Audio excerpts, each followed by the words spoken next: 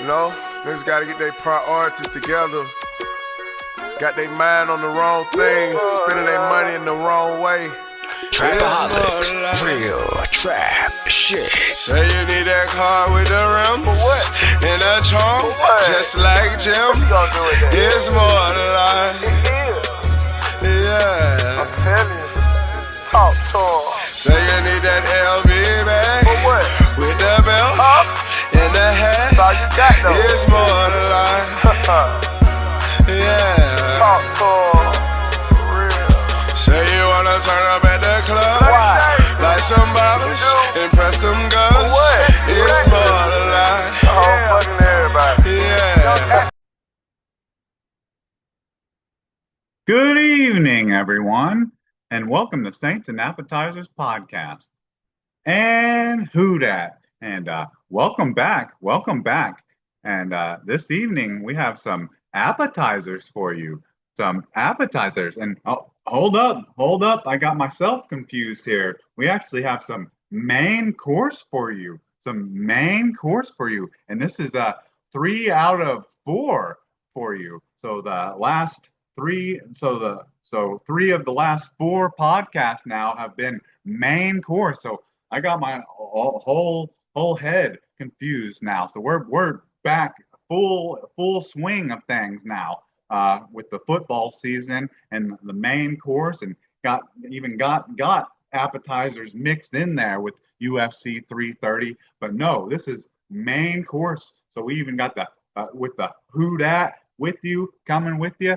So before we got ourselves all mixed up coming into this podcast, this is some main course. So I got some more main course for you. And I'm talking about the Saints. And man, this podcast couldn't have been as positive as could possibly have been with how the Saints just absolutely spanked the Jaguars in joint practice, you know, and then they carry over and basically did the exact same thing to the Jaguars in the second half of the preseason game. And you know, you have to kind of pick out specific positional groups, you know, and players that you kind of want to watch and see how they do. And they all did great, you know, and you know, they kind of carried off, and the team kind of slacked off kind of in the second half. But the game was exciting. Ended up being what the final score was, 24-20, and the game ended on a last second play down in the goal line with 1 second on the clock. So it ended up being an exciting game. But man, talk about there being a super like damper and just kind of feels like this kind of a slump and just like a dark cloud kind of feels like there's kind of hanging over the Saints now. And this all started at the end or kind of towards the end of the joint practice between the Saints and the Jaguars joint practice back on this past Thursday. And this all started with just like the most kind of like routine, or just seemed like such an innocent play with Jordyn Tyson just kind of catching a pass kind of on the sidelines, and kind of the play's kind of over, and a Jaguars player just kind of pushes him in the back, and he kind of belly flops and kind of slides on the sideline, and you just think nothing of it. And you know, constant with these joint practice on X and social media, Twitter, all that. You get like constant tweets coming out and saying, oh, he's not hurt. And at first it comes out and you get this saga. And this is where the saga starts with his injury. And it first comes out, oh, he just got the wind knocked out of him. And then, okay, no, it may have been just a little bit of a cramp to, I think he may have got a small or a little hamstring injury. To I think it's a hamstring injury that might lead into maybe the first game of the season. To now he's like, if you haven't heard it yet, if you're a Saints fan and you haven't heard this yet, he's going to be out. They're saying now 2 months now. And it's just wild how it starts from just got the wind knocked out, and he just got pushed in the back and, you know, maybe got the wind knocked out of him. So he's going to be out for 2 months now. And man, this is just so depressing and so discouraging for Saints fans, and it's got to be just as bad for Jordyn Tyson as well. And like I said, for Saints fans, having watched him, and obviously the Saints team as well, watching him, hell, it was kind of safe to say, and almost easy to see that it looked like Jordyn Tyson was maybe going to be maybe top five, maybe kind of clear cut uh, up in the odds to be rookie of the year, man. Like he was looking easy, like the best rookie wide receiver option. Like uh, Carnell Tate, he played in the game against the in his preseason game, and I think he was targeted 4 times and didn't even catch a pass. You know, and hell, Jordyn Tyson, he can do that. He can do that on the sidelines. But man, this is just discouraging, just because how great Jordyn Tyson looked all training camp, and he played.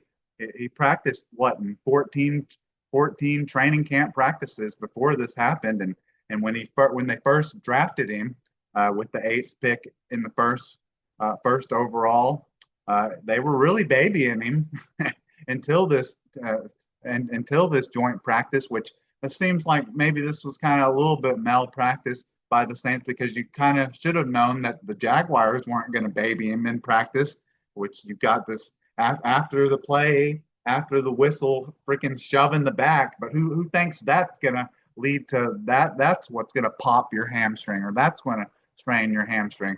But I just want to kind of just go over his previous injury history, just kind of so we kind of understand like this was what we were getting into. This really isn't a surprise, but it's still just annoying because of how great he was looking. Like he was looking just as good as Chris Olave, who they just paid $132 million to, and the potential was there to even be better than Chris Olave, and we hadn't even seen it in a real game yet. Hadn't even seen it in a preseason game yet. But let's just, for people that haven't seen it yet, or have a short-term memory and weren't thinking that this wasn't something that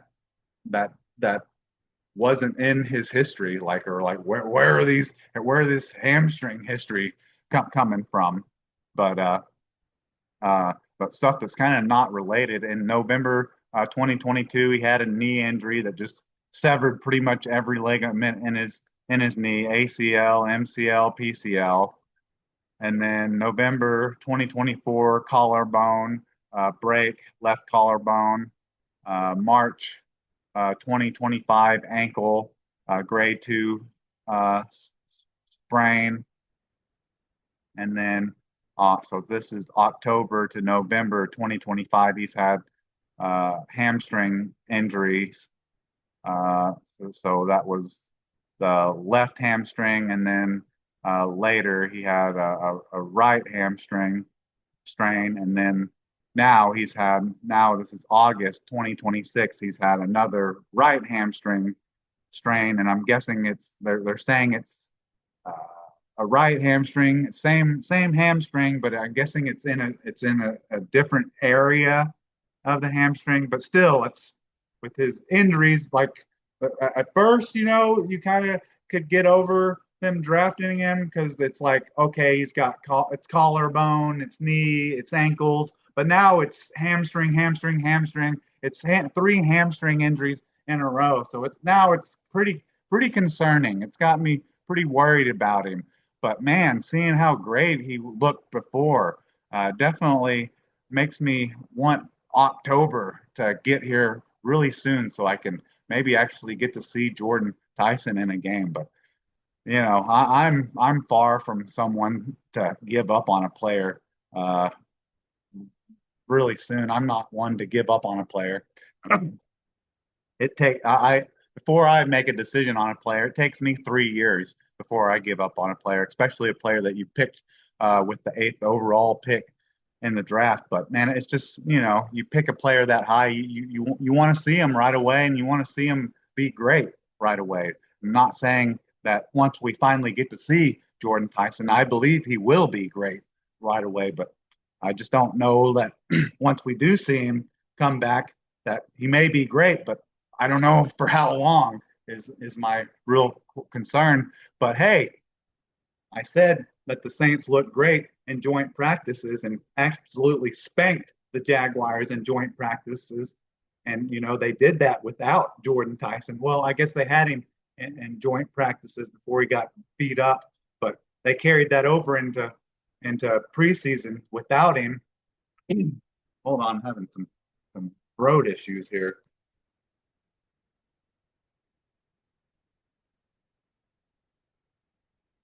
Excuse me. But they carried that over into the preseason game and were able to continue spanking them in the first half of the preseason game against in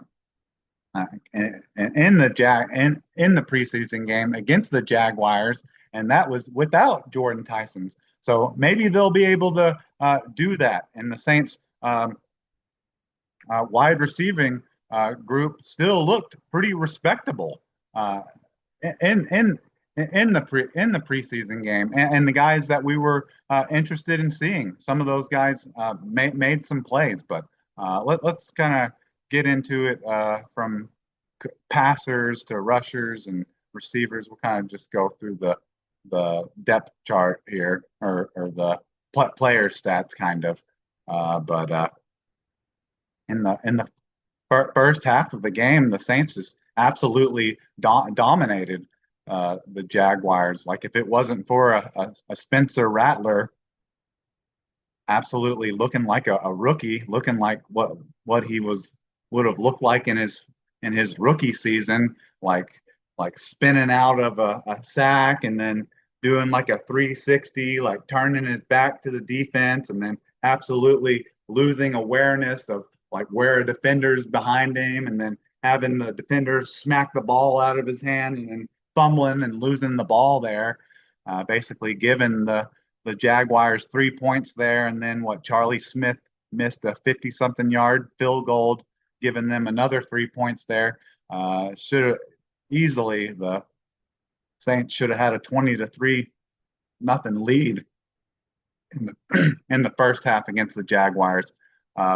So passing in this game, the Jaguars, so Spencer Rattler was 8 for 11 for 42 yards. Definitely was probably maybe the least impressive passer, and you could argue, in this game. And he was out of the guys playing the longest tenured Saints, but he was 8 for 11 for 42 yards and was sacked 2 times with just a 78.6 rating. And then Zach Wilson came in and was probably the most impressive, and he was 11 for 16 for 145 yards with a touchdown, and he was sacked once with a 118 quarterback rating. And then Hunter Decker, the lefty, came in and tried to seal the victory at the end of the game. Made some pretty clutch throws and drew some pass interferences at the end of the game, but just not the greatest call at the very end of the game. I would have liked to seen them get him out rolling out, and kind of maybe a read option, kind of pass read option type of play at the end, but just kind of lobbed it up there at the end, and kind of a prayer. But I would have preferred to try to get him rolling out there at the end. So maybe he had an option to run or pass there on that last play, but it just kind of threw it up for pass for a prayer at the end there. So I didn't really like that last play there, pick by Kellen Moore for that final play, but did appreciate the home cooking for the play clock there, giving us the 1 second for on the quarterback snap at the end of the game there. But Hunter Decker, he was 8 for 15 for 69 yards, and he was sacked once for a 65.7 yard rating. So none of the starting offensive line played, and I mean, you're missing one of your starting O-line, actually missing two of your starting, or you're missing two of your backup offensive linemen are already done for the year in Nick Silverdary and Dylan Raduns, who may have been guys that you may have been protecting as depth anyways, but those are guys that didn't play. So your backup offensive linemen didn't look great in this game, allowing 4 sacks. But yeah, so there's an interesting quarterback room behind behind Tyler Shuck, but Spencer Rattler didn't look great considering how he gets talked up so much in practice about how great he looks and how should he be behind Tyler Shuck when you hear that sometimes. But when I see him make boneheaded fumble plays like there's no question he should be. All right, now then on to the running game, and then when he makes throws like he did to Andre Estime, almost getting his knee blown out on that was the last play Andre Estime was in the game, but he almost got Andre Estime's like knee blown out. I think that ending up with maybe an ankle injury, but yeah, a hospital ball that Spencer Rattler threw to Andre Estime on the final play that Estime was in. But Andre Estime had a good game. He had 5 carries for 28 yards, which was a 5.6 average, and he had a 9-yard touchdown run in the game. And then Ty Chandler had 6 carries for 24 yards, which was a 4-yard average, and he had a 9-yard long. And then Decker had a 4-yard carry, and then C.J. Johnson Jr. had 4 carries for a negative 0 yards and just a 1 yard long. So the Saints weren't able to really run the ball very much. The main reason for that is because they couldn't stop the run in the second half at all. So they had like no time of possession at all, and they were trying to fight and try to get the ball back and trying to get the lead back in the second half. Once they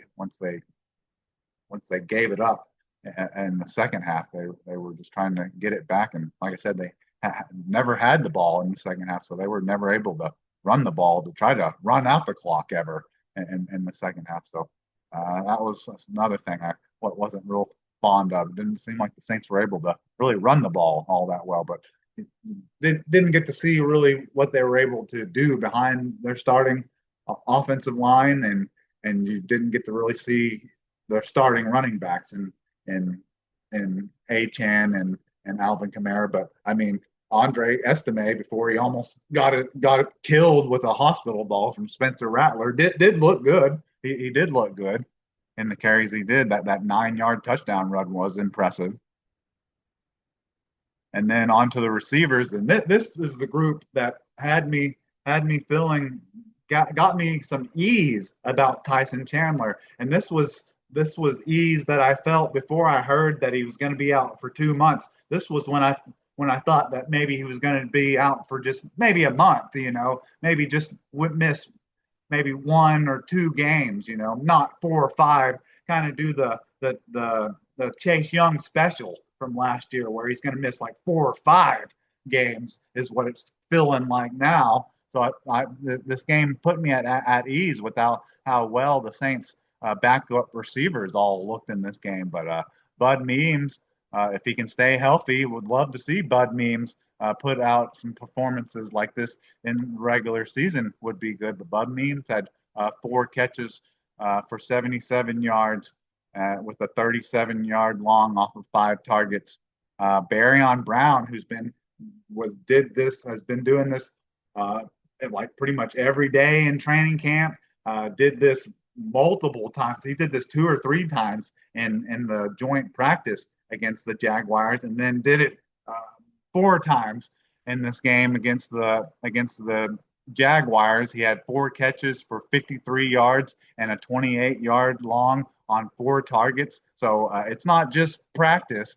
It's not just wasn't just he's not just a special teamer apparently. Barryon Brown may be able to uh, fill in uh, fill in for Tyson while he's hurt. Looks like it might be a possibility. And then uh, Jalen Cooper had 3 catches for 49 yards and a 22-yard long and six off of 6 targets. Nice seeing these 20-yard gains of 37, 28, 22. Like seeing that. And then Trey Palmer, nice seeing him. I didn't even know if Trey Palmer was like a real person since the Saints like picked him up off of what the Buccaneers off of the waivers or off of the Buccaneers practice squad since they picked him up or stole them off of their practice squad. And then like they were asking him questions during media uh, questioning. They asked him like about his injuries, and he was like, I don't know if I can really say. Like, didn't want to say anything about his injuries. Like, I didn't even know if he was a real person, like if he actually existed. But actually getting to see him out there making some catches and making some plays was starting to kind of put me a little bit at ease in this game. But yeah, Trey Palmer had 4 catches for 33 yards and with a long of 16 off of six targets. And then Kevin Austin Jr. had 3 catches for 24 yards and a long of 9 off of 4 targets. And then Trey Welch, three targets for 16 yards, a 7 long off of 3 targets. And then even Oscar Delp, the rookie tight end, had 3 targets with 10 yards, and then had that touchdown where he was able to just get it across before it got knocked out at the end. A touchdown with a long of 5 off of 6 targets. So nice seeing a little bit of tight end work there as well. So makes me I feel pretty comfortable and confident about the wide receiver group, and that's all without Juwan Johnson and Bailey and Chris Olave, and then obviously we already know we went over it that we're not going to have Jordyn Tyson for the next 2 months, but I feel good about the receiving group, and then obviously we got the tight ends, and then on to the defense that just absolutely dominated the Jaguars and pretty much this entire game until the second half where they weren't quite as good stopping the run. They just couldn't stop those three what is it, like the 3.5 yard clips, just constant picking up first downs, just running the ball. It seemed like the Jaguars were scared to throw the ball because they threw a couple interceptions early in the game, so they were scared to throw the ball. But Dalen Bynum had the most tackles in this game. He had six total tackles, two solo, one solo, 5 assists. Michael Heldman had three tackles, 3 assists, 2 sacks. Garrett Nelson had 3 tackles with 4 assists. No, at three tackles, 1 assist, 1 sack. And then Jalen Ford had 3 tackles. That must be reading this wrong. This must be 3 solo tackles, 1 assisted tackle, and then one sack. And that's Fidel Diggs. And then let's see. And then Jaden Price had an interception. So they were ball hawking, interceptions, multiple interceptions, and then really the player that I put me at ease really, like, because people kind of been thinking that the Saints really don't have any depth at corner after Quincy Riley and Kool-Aid McKinstry, and we kind of felt kind of like Terry on Arnold felt like we kind of missed out on him, even though I don't really know how good he is and don't know how much he's going to play this year after seeing how the suspensions come down or what the legal issues are going to be. But seeing Martin Emerson Jr. Look so good in this game, it didn't look like he had like any real like tackles, assisted tackles, solo tackles in this game. But man, he had like 3 or 4 pass deflections in this game, and that last pass deflection in this game, man, he jumped in front of a route, and man, if he would have caught it, man, it could have been a pick six. So seeing Martin Emerson Jr.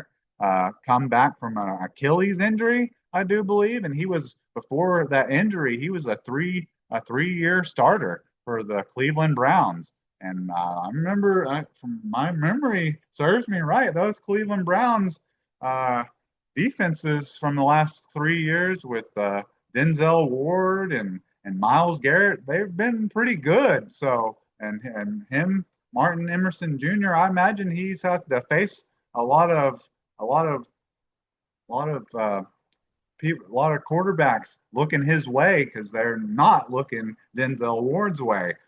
So if he can get back to his level of play when he was with Cleveland, I'd feel pretty good with with with Kool-Aid McKinstry, Quincy Riley, and a healthy Martin Emerson Jr. and then even Jordyn Price, who had an interception in this game, and then like seeing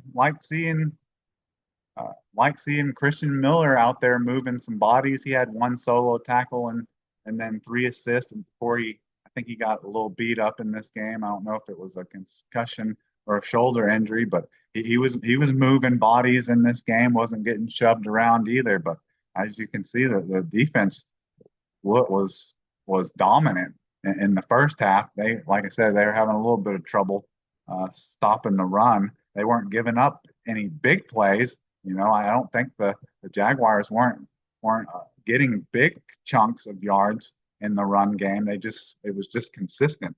So yeah, the Jaguars run game was only averaging, their top rusher was like, their biggest run was only 13 yards, but they were only averaging like around 3.5 yards a carry. It was just consistent because Jameer Taylor had 22 carries for 78 yards on a 7.5 average with a touchdown and off of with a 13-yard long. But hell, they carried it.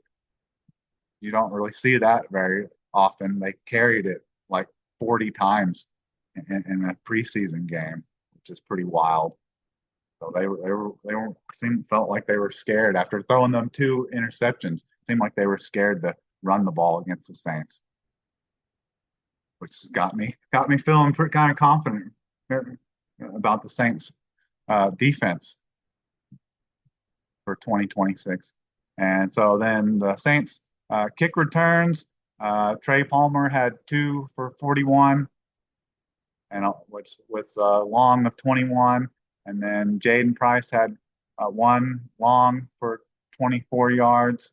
And Ty Chandler had an 86-yard long to start the game, which really, hey, got to mention that really had me annoyed that they were trying to like interview Teron Armstead while that was all like going on. Like, Teron Armstead, I love you, buddy. And hey, I understand it's a preseason game, but hey, I don't give a shit what Teron Armstead has to say while freaking Ty Chandler is returning a freaking kickoff return, the opening kickoff return of the 2026 season for 86 yards. Like, I think what he has to say can freaking wait. All right.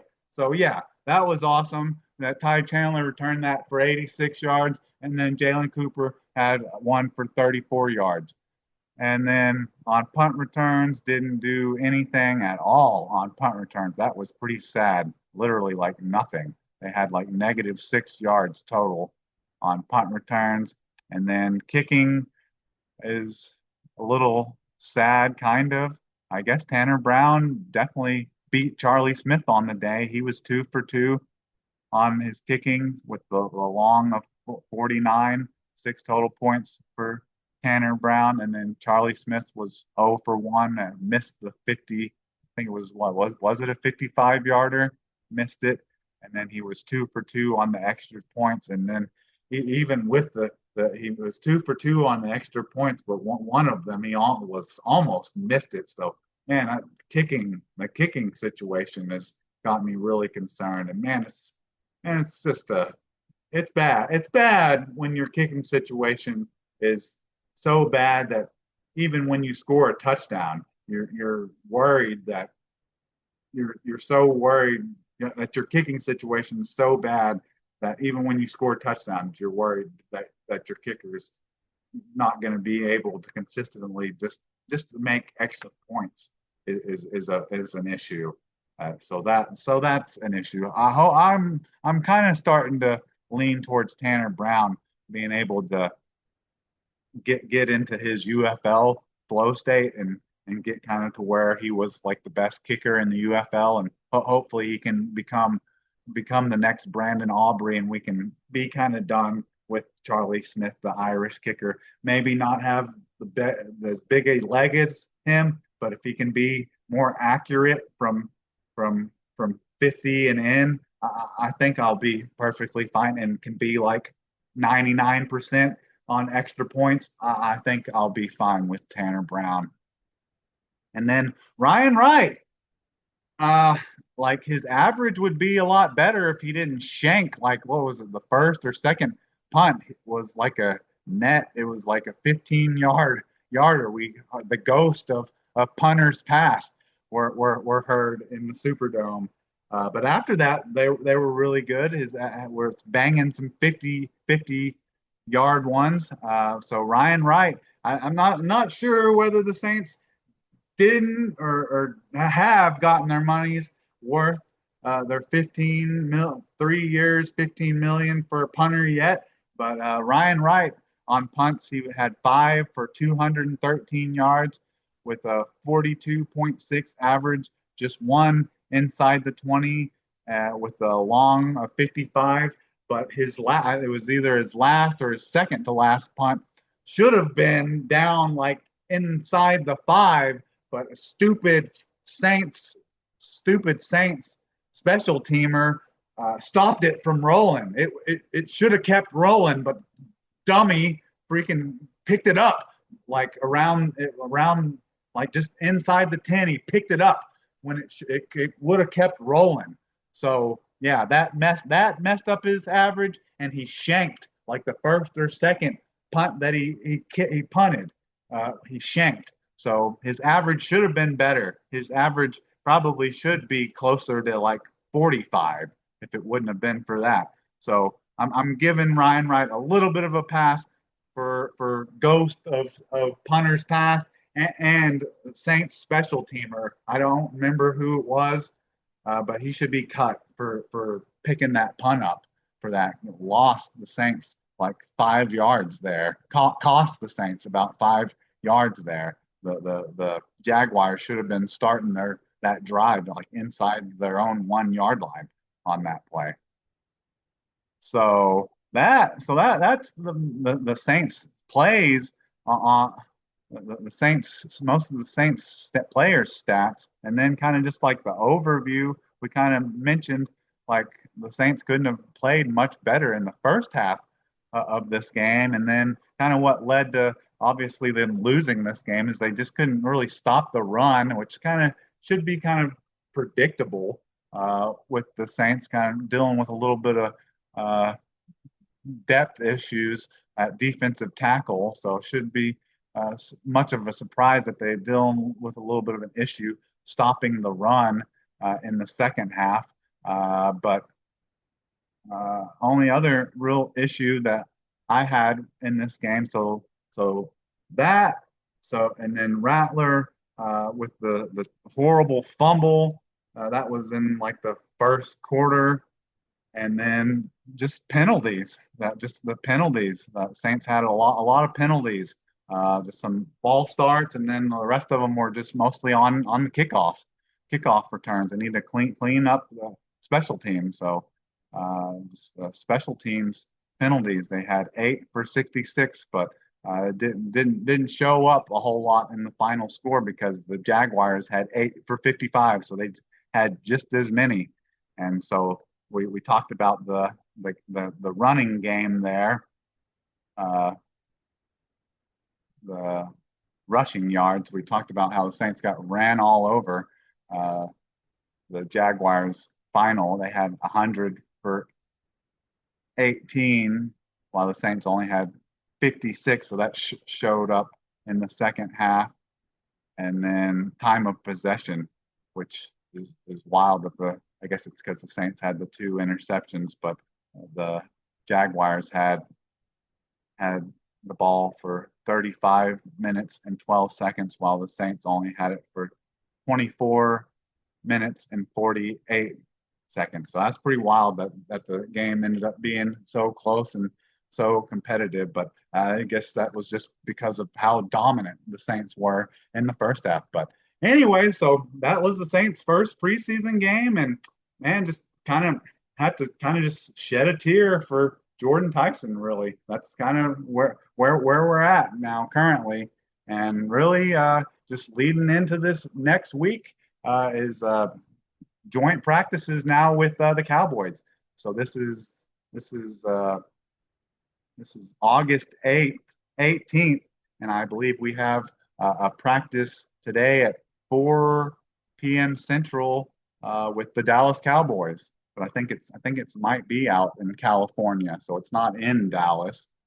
And hopefully, all we can hope for is no more injuries. The Saints have clearly been bitten by the injury bug, with Brian Bresee going down, Dylan Ray Dunn going down, Cameron Jordan with the hamstring injury, which we saw him on the sidelines jumping up and down and celebrating during the Jaden Price interception and the Jalen Ford interception. So I'm not sure how bad his interception or how bad his hamstring injury really is, even though I was starting to feel like confident and upbeat about Jaden Price's hamstring injury when they were saying like he was jogging to the Saints huddle, during the game, and he was on the sidelines in sweats just like Cam Jordan. But I don't know, must not really mean a whole lot. But today, that's kind of really all I know is that the Saints will be at practice,